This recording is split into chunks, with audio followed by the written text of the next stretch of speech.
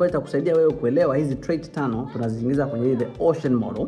So ukitumia hii Ocean mnemonic utazielewa zote 5 kwa urahisi. Ile Ocean ya kwanza, openness. So openness inakuja openness to conversation, to ideas pale.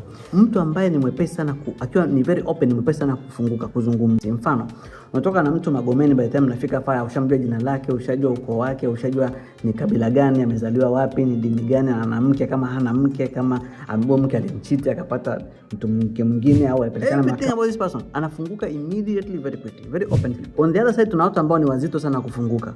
Mnapanda naye sijara hapa mpaka mnafika Dodoma, hata salamu yako hajaitikia. Sio kama ni mtu mbaya, ni simple tu kwamba haoni haja ya kuengage au anashindwa kuengage na wewe. Kwa hiyo ni part of that trait.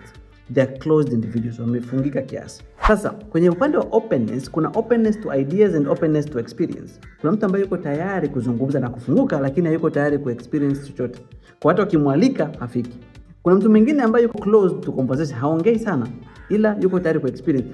Kwenye vikundi vyenu nyinyi kuna mtu ambaye anatokea kwenye kila kikundi, kwenye kila shughuli. Mkichinja kambuzi yupo, mkienda kwenye shughuli birthday ya mtu yupo, lakini huyu mtu hamumjui jina lake la pili, mnajua jina la kwanza. Hamumjui kama ana nyumba au anaishi wapi, hamumjui kama labda ni mwanafunzi anafanya masters au yani you have no idea, lakini yupo. Ya pili tunaita conscientiousness. Conscientiousness hii ni just organization. How organized you are.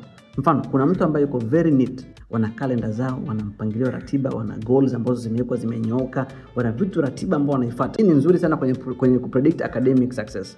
Watu ambao wana fikra ambazo zimepangika vizuri, mawazo, hata akizungumza anazungumza kwenye mpangilio. Alafu on the flip side tuna watu ambao very clumsy. Ni watu ambao yani hajali vitu vimekaaje. Hata akizungumza mawazo yake hajaunganika.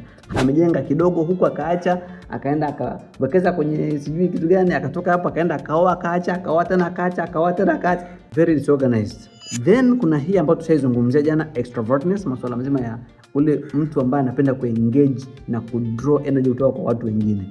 Ni mtu ambaye haizi kukaa peke yake. Tunazungumzia kwamba wako very open, wanatoka wataenda huko clubs yani lazima atoke ndani.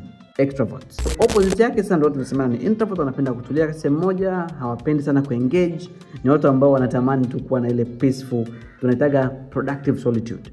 Awe mwenyewe nafanya kazi yake mwenyewe, atengeneze kitu ambacho ni productive.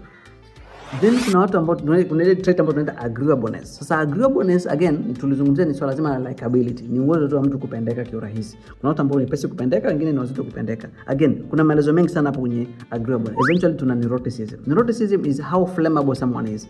Kuna mtu analipuka kiurahisi, mwingine yuko very stable, very calm. Yuko low on neuroticism.